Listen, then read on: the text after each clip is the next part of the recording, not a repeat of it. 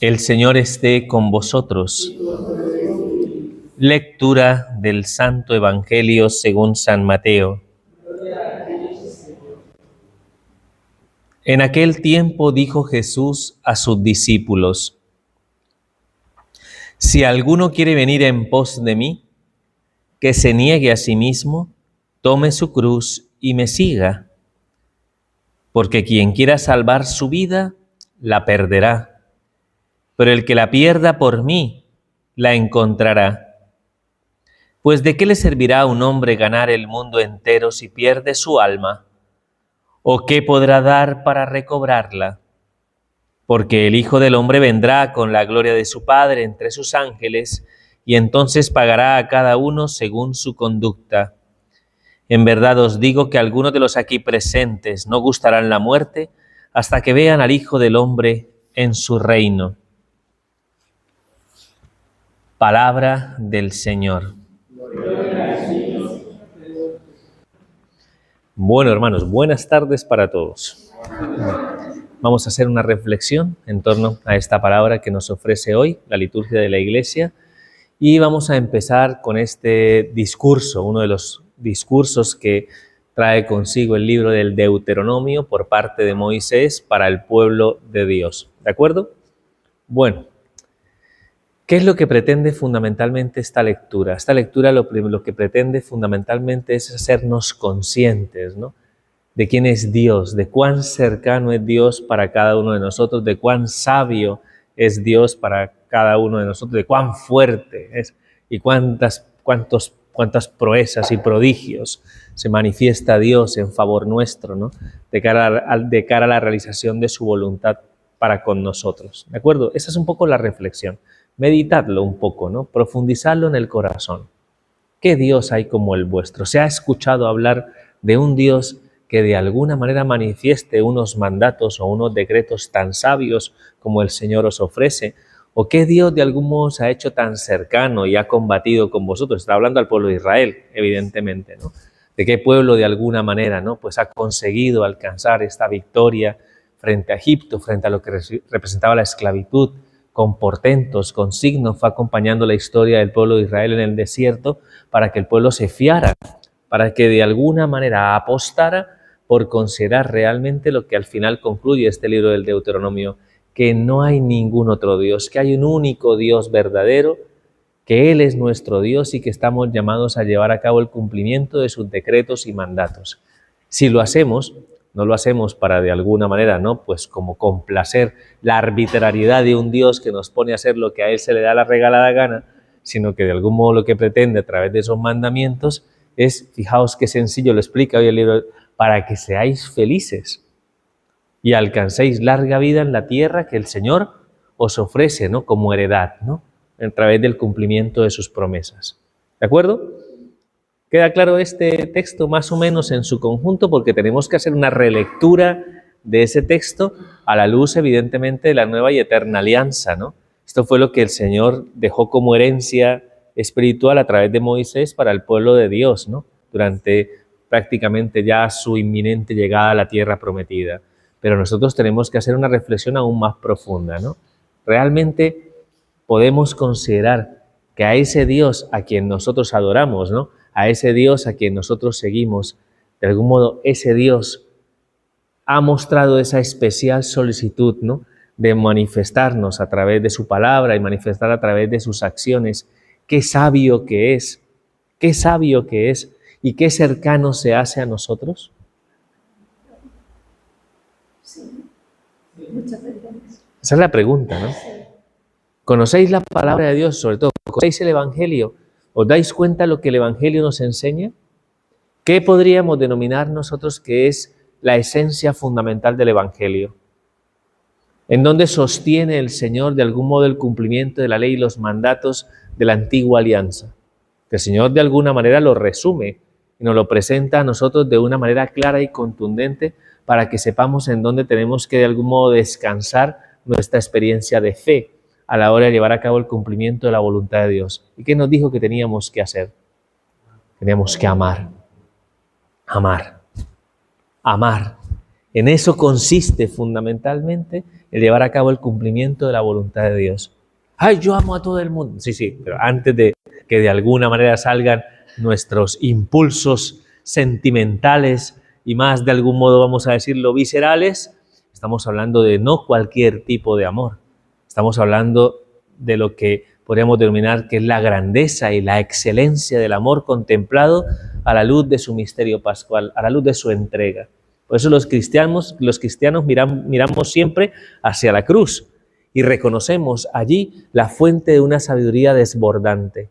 Y yo diría incluso que es una sabiduría desconcertante, porque la cruz de algún modo, en principio, no tendría por qué generar en nosotros una especie de fascinación en la búsqueda de la excelencia del conocimiento, ¿de acuerdo? Porque la excelencia del conocimiento para nosotros sería de alguna manera algo más como glorioso y portentoso. Y sin embargo el Señor quiso mostrarnos la grandeza del amor a través de un signo, es el signo de la cruz. ¿Qué hay más allá del sufrimiento, del dolor y de la muerte?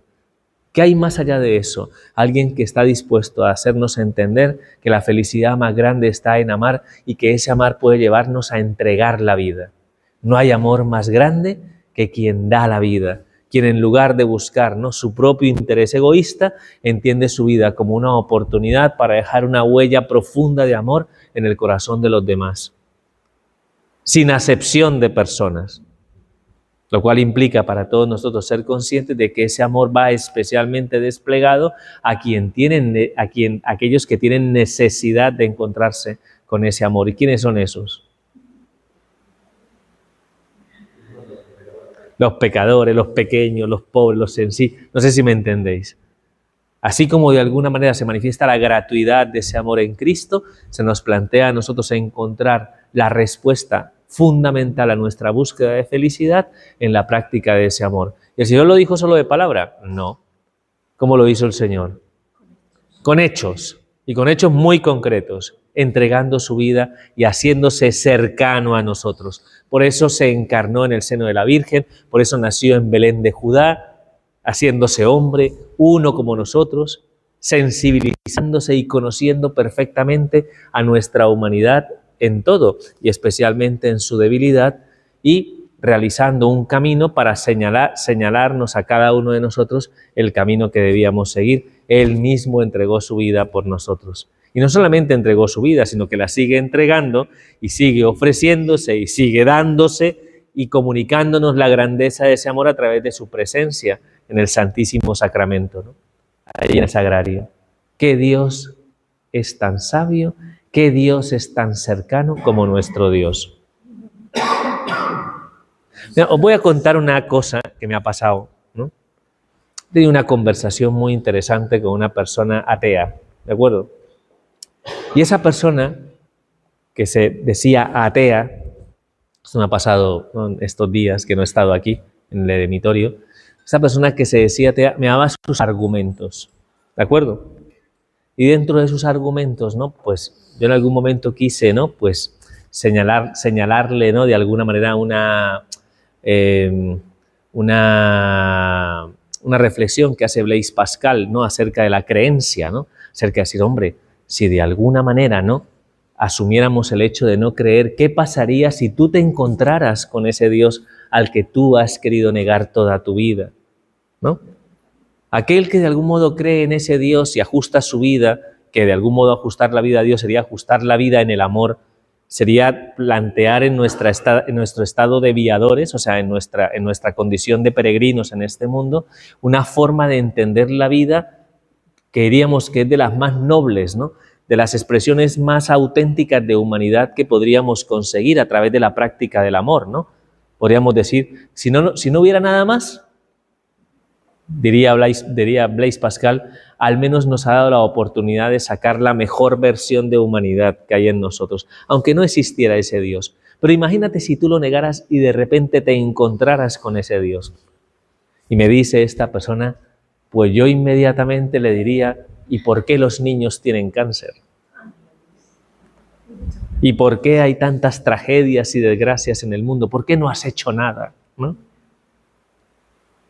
Bueno, yo lo he escuchado, esos argumentos, que no os vayáis no muy arriba diciendo, desgraciado, que no, que yo me he hecho esas preguntas en algún momento en mi vida, ¿de acuerdo? Yo me he hecho esas preguntas en algún momento en la vida, yo me he escandalizado en algún momento ante la realidad que de algún modo me circunda y ante la conciencia de mi propia realidad. No, Señor, ¿no? O sea, de verdad, ¿no? O sea, ¿cómo puedes permitir, ¿no?, que de alguna manera, ¿no?, se den todas estas situaciones?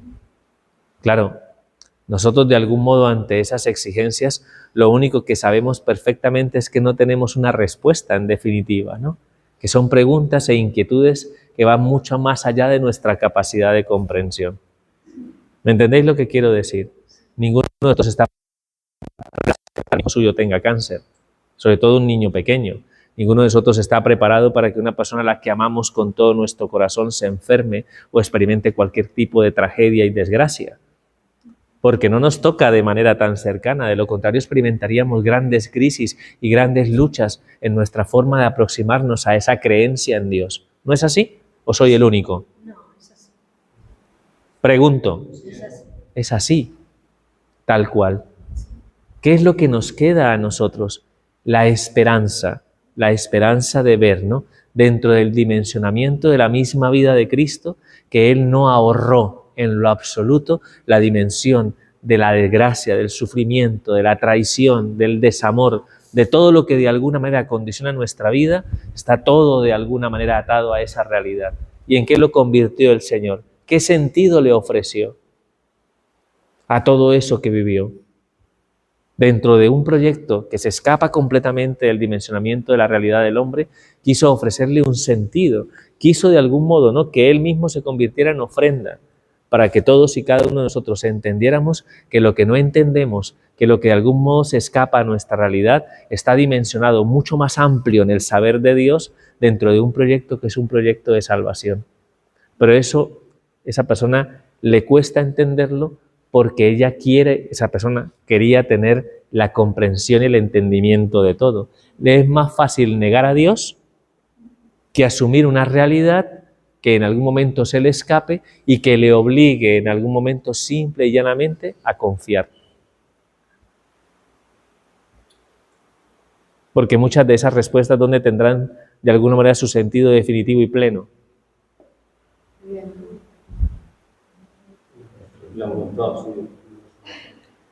O sea, en el cielo entenderemos todo.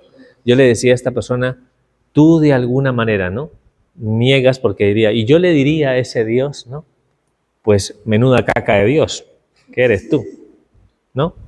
Y yo le diría eso a ese Dios. Yo le diría, pues en ese momento no tendrías el valor que tienes ahora, motivado por tu orgullo y por tu soberbia, de dirigirte a Dios de esa manera, porque conocerías en Dios lo que en este momento eres incapaz de comprender. Y ahí tú, en lugar de mostrarte con esa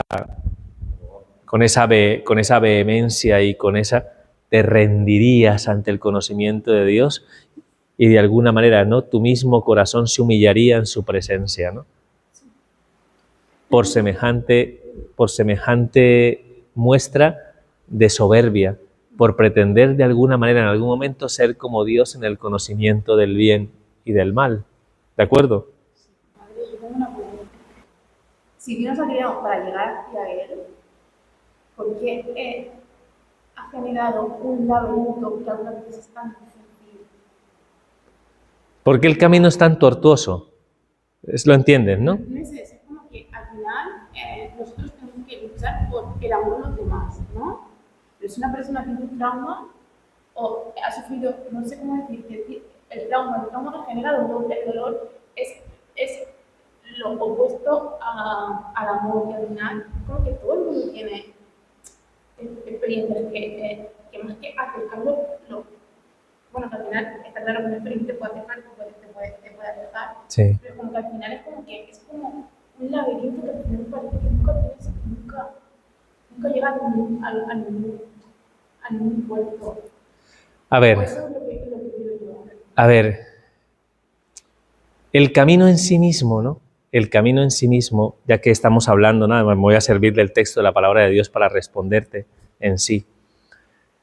Es un camino que desde tu perspectiva, ¿no? Desde tu perspectiva es un laberinto, evidentemente, ¿no? Que parece que no hay por dónde cogerlo. Y mucho más cuando parece que, y es lo que me quieres transmitir, que ni siquiera contamos con las herramientas, ¿no?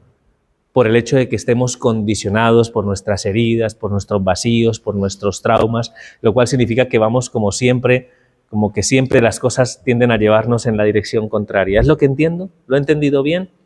Pues desde esa perspectiva yo diría que si se dependiera fundamentalmente de nosotros el recorrer ese camino tan exigente, con los medios de los cuales podemos pertrecharnos, aquí de los que estamos sentados en esta Eucaristía, todos somos hijos de esta generación herida, lo cual significa que cualquiera de los que estamos aquí, más allá, ¿no?, de la historia personal de cada uno, ha experimentado traumas, dificultades, luchas, y ese camino nos queda a nosotros difícil. ¿O no? O alguien aquí me puede decir, no, para mí ha sido... No. Si dependiera de nosotros, sería un caos, ¿no?, absoluto, ¿no? Porque no tendríamos forma ni de revelar el sentido de las cosas, ni tendríamos capacidad ni fuerza para llevarlo a cabo. ¿Tú me entiendes esto que acabo de decir? Yo me siento la fortuna, Sí. de este mundo en el sentido de que siempre he tenido personas que me han ayudado. Bueno. La cantidad de personas. No, siempre va a haber esperanza y siempre va a haber luz. Nunca estamos del todo solos, como muchas veces pensamos. La cuestión es que para llevar a cabo ese camino necesitamos una fuerza que de algún modo acompañe ese proceso, ¿de acuerdo?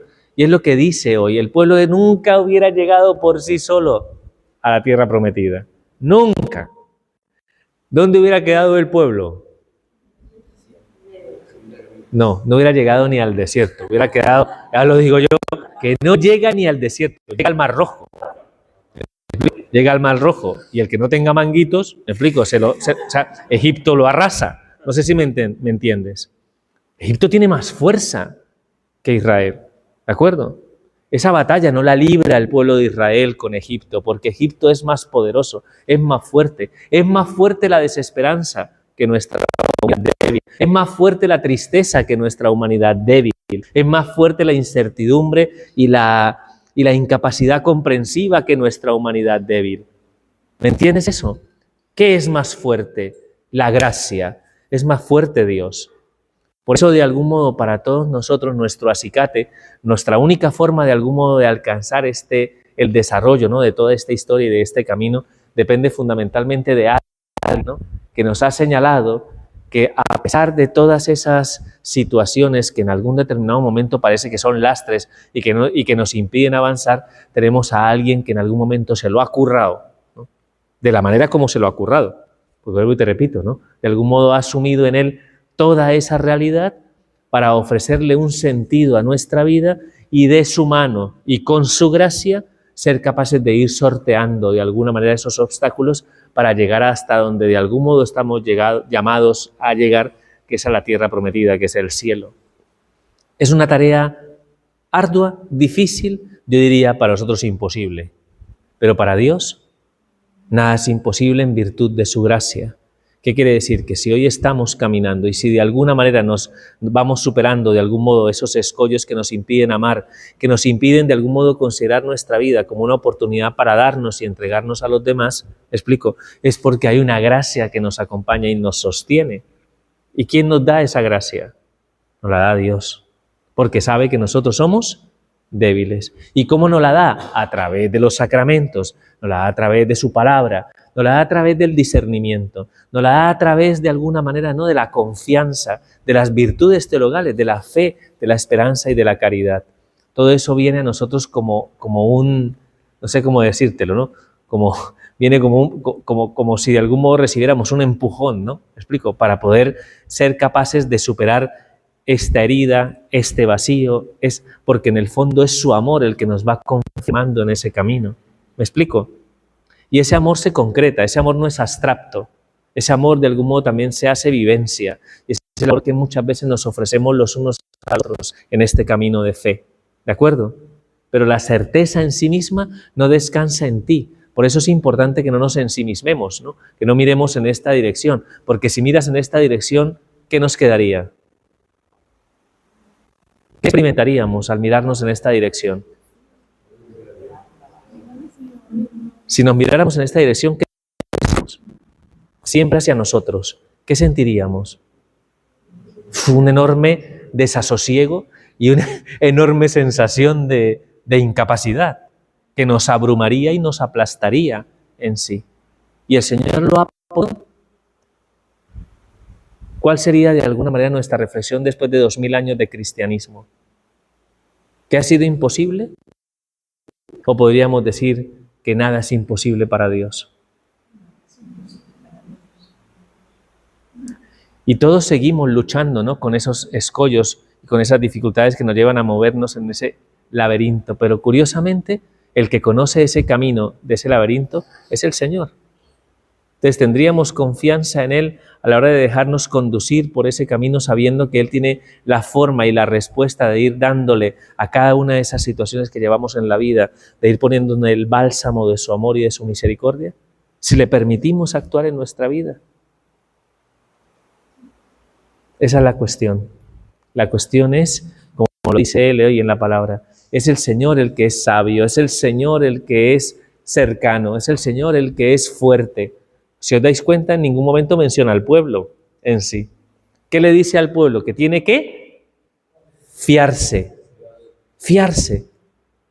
Abraza lo que te dice Dios. Sigue ese camino. Da los pasos que tienes que dar. Ni siquiera los tienes que dar a tientas, porque ¿quién los ha dado primero? Y claro, desde esa perspectiva, entender el dimensionamiento del amor a la luz, ¿no?, a la luz de esa realidad, pues evidentemente a todos nos pone a prueba, ¿ya? Porque en el fondo significa permitir que se produzca, ¿no?, un proceso de purificación en nuestro interior para que aprendamos a amar. Porque ¿qué es lo que provoca en nosotros las heridas, los vacíos, los traumas? ¿Qué es lo que produce normalmente en el corazón del hombre? Produce este efecto. No sé si me entiendes, ¿no? Aunque de algún modo lo hiciéramos de manera defensiva en sí misma, ¿de acuerdo? Lo que hace toda esa realidad es cerrarnos en nosotros mismos, ¿de acuerdo? ¿Y qué procura de algún modo el amor como lo entiende Cristo? Implica exponerse. ¿A que sí? ¿Y exponerse es fácil? Amar de esa manera implica siempre de algún modo que las cosas te salgan linealmente. ¿Cómo le salieron a Cristo, que es el Hijo de Dios? Habiendo amado a los suyos que estaban en el mundo y amándolos hasta el extremo. ¿Y qué se encontró? Se encontró con la resistencia de los hombres y la dureza de su corazón. Se encontró con la traición de su amigo, se encontró, ¿no?, con la cobardía de los discípulos, se encontró con los respetos humanos de Poncio Pilato. No sé si me entendéis. ¿Qué diríamos nosotros ante esa realidad, ante esa experiencia? ¿Que valdría la pena amar? Y si no vale la pena amar, entonces nos quedaríamos de algún modo encerrados en nosotros mismos. ¿Y eso genera plenitud? Entonces implicaría para nosotros un fracaso a nivel existencial.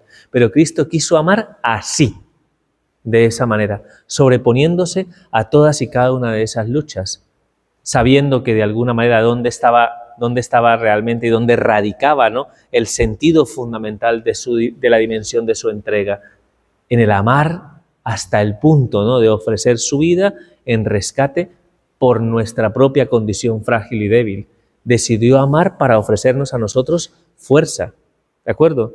Y es la respuesta que nosotros debemos dar a cada una de esas circunstancias que nos han herido, que han generado vacíos y traumas en lo profundo de nuestro corazón. La respuesta sigue siendo amar. La respuesta sigue siendo amar. Y por tanto va ligada ¿a qué? Al perdón de uno mismo y de los demás, a la capacidad de ofrecer la vida por aquellos que tienen necesidad del amor de Dios y que nunca se lo han encontrado. ¿Me explico? Y que por eso muchas veces hacen lo que hacen, porque no se han encontrado con el amor de Dios. ¿Me explico? Entonces es un proceso de restauración interior y de ofrecimiento que abarca fundamentalmente, ¿no?, dentro de nuestra propia experiencia de vida, el dimensionamiento de un amor cada vez más pleno, cada vez más profundo, cada vez más dilatado en nuestro corazón. Y esa es la felicidad. Y ese es el reto que todos tenemos al final, dejarnos amar, dejarnos conducir y confiar en la sabiduría de Dios. Pero para eso hay que mirar en qué dirección. ¿Así o así? Yo no sé si me entiendes la respuesta, pero es fundamental que comprendamos eso, que desde arriba ese laberinto no es tan complicado como nosotros pensamos. ¿Me explico? No es tan, o sea, yo recuerdo una escena de una película que, aunque es de origen protestante, me gusta la escena, que es La cabaña. Muy seguramente algunos la han tenido la oportunidad de ver esta película. Se llama La cabaña en sí. Y pues hay una situación ahí tremenda porque es, pues, bueno, es una situación de estas en las que de alguna manera no hay forma, ¿no?, de que no haya una crisis en tu creer en Dios, ¿no? Porque es un hombre que pierde a un hijo de una manera totalmente, bueno, en fin, ¿no?, terrible. Entonces él vive ese inmerso en esa crisis de fe y tiene un encuentro con la Santísima Trinidad, con el Padre, con el Hijo y el Espíritu Santo. Esa es la película. Le está hablando el Espíritu Santo en un jardín donde todo es caótico a su alrededor, ¿no? Y él, que de algún modo está intentando comprender la realidad, intentando comprender la realidad de las cosas y por qué ha pasado lo que ha pasado, le hace una reflexión al Espíritu Santo muy interesante. Dice, mira, es como este jardín. Este jardín, según tu perspectiva, ¿cómo es? Caótico, todo no tiene sentido, todo está de un modo u otro, pero a los ojos de Dios, de alguna manera, cambia completamente la perspectiva de las cosas. Entonces sube la cámara de donde ellos están, sube, y desde arriba es un paisaje perfecto. No sé si me entiendes, ¿no? Está lleno de colorido perfecto. Dios de alguna manera sitúa cada realidad dentro del dimensionamiento de su amor para con nosotros, de tal forma que los pasos que vayamos dando, aunque muchas veces planteen exigencia, aunque nos lleven a morir a nosotros mismos, que aquí morir a nosotros mismos significa a nuestro criterio, a nuestra forma de entender las cosas, a nuestra voluntad, no tiene que ver con nuestra condición humana en sí, que Dios la ama, ¿no?, sino lo que quiere es que soltemos. Lo que dice hoy el Evangelio: quien quiera seguirme, que se niegue a sí mismo, que cargue con su cruz y me siga. Perdón, ¿el concepto de cruz en Cristo es positivo o negativo? Positivo. A ver, que no veo mojaros. No decimos nada porque si no, en fin. Es positivo en sí mismo, porque la cruz para Cristo es el ornato de nuestra salvación. O sea, la cruz, cuando dice Cristo, cargar la cruz, no está diciendo algo, me explico, no está diciendo algo negativo en sí. Nos está invitando a que en algún momento entendamos que en la vida muchas cosas de algún modo se revisten de purificación y de sufrimiento. ¿Y qué pide el Señor? Que te niegues a ti mismo significa, deja de luchar contra eso, deja de alguna manera, ¿no?, de intentar por tus propios medios, ¿no? Pues, fíate, sígueme y esa cruz que hay en tu vida resplandecerá. Le dará sentido a tu vida si sabes esperar y confiar. ¿Pero sabemos esperar y confiar?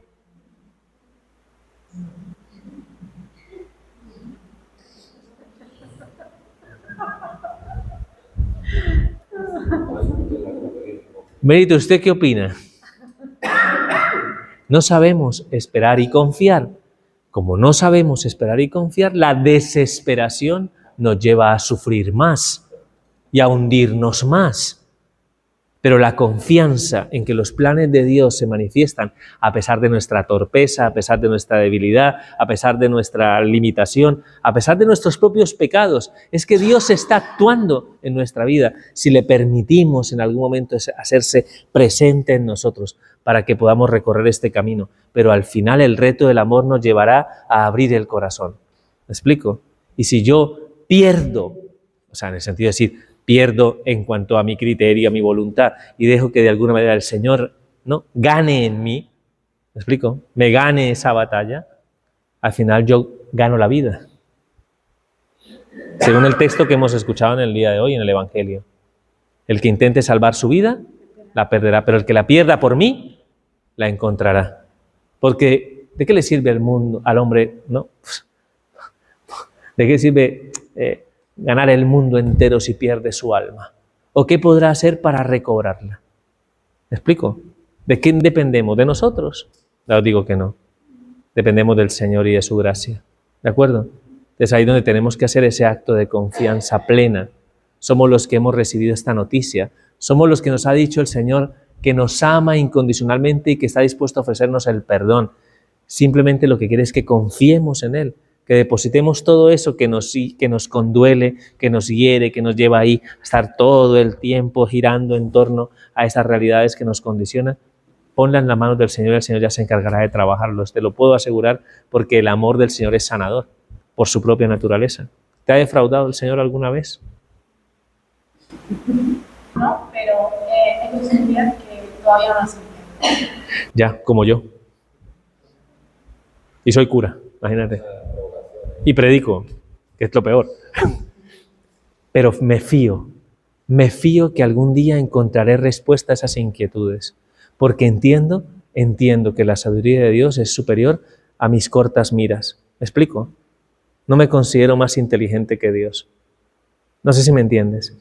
Y bajo ese criterio, espero y confío que Él algún día me ayudará a entender por qué esas cosas que yo no entiendo tenían su lugar en medio de ese laberinto, en medio de ese escenario en el que yo no tengo el control, ¿no? ¿Me explico? Porque si yo tuviera el control, lo paso. No sé si me entienden, ¿no? Pero como de algún modo me tengo que fiar, pues será el Señor el que me ayude con su gracia a dar los pasos necesarios para que me pueda configurar plenamente con ese misterio de amor. Y ahí está mi confianza. ¿Me explico? Y esa confianza me da paz. O sea, sosiega mi corazón.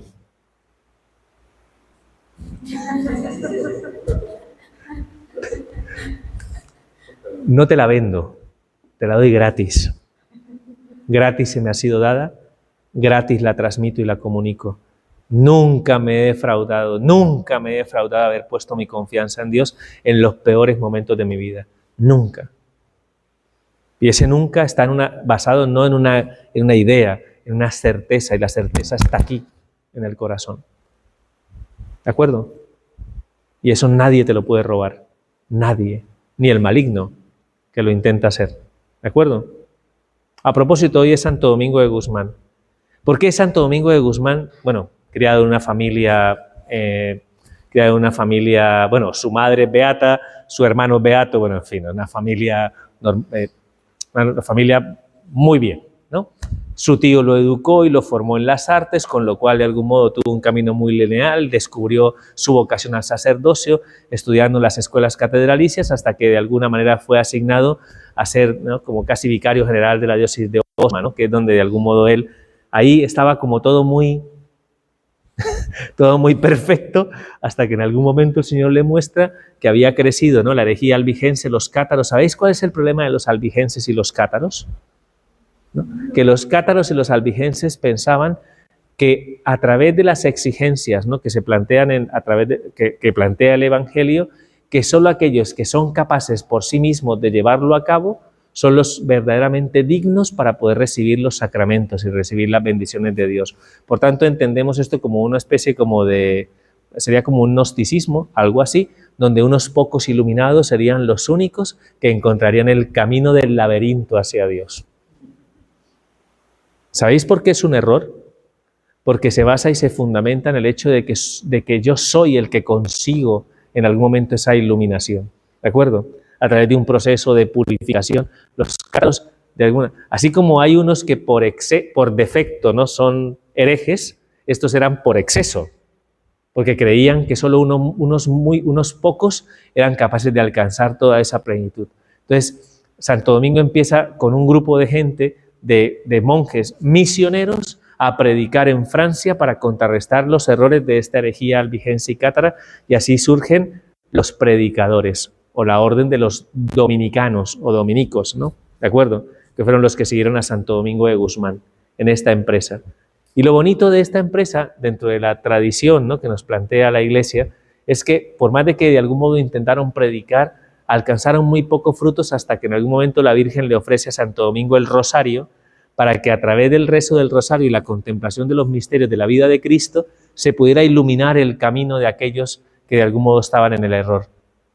Y con la contemplación de los misterios del rosario, los dominicos alcanzaron una extraordinaria, un extraordinario fruto dentro de la misión de atajar esta herejía que iba creciendo y que iba alcanzando grandes dimensiones en nuestra Europa occidental. ¿De acuerdo? Pues ese es el gran Santo Domingo de Guzmán. Y de algún modo, por eso te lo digo, ¿no? De algún modo, precisamente, que el hecho de que su trabajo estuviera de algún modo ligado a convencer al pueblo de Dios que no es nuestra propia fuerza, que no es nuestro propio requerimiento, sino es la gracia la que viene en auxilio de nuestra debilidad, es lo que de algún modo me permite cerrar esta predicación con Santo Domingo de Guzmán, hacerle un lacito así, y purutún, ¿no? Menudo regalo que hemos recibido a través de la palabra que nos ha dado el Señor en este día. ¿Queda claro? Nos encomendamos a Santo Domingo de Guzmán. Alguna vez alguien me preguntó, padre, ¿por qué Santo Domingo lleva un perro con una llama de fuego en la boca? No recuerdo quién me lo preguntó alguna vez. No es verdad, se le representa de muchas maneras, recibiendo el rosario, en fin, de muchas maneras. Pero hay las iconografías donde aparece un perro con una llama encendida. Es un sueño de su madre, ¿de acuerdo?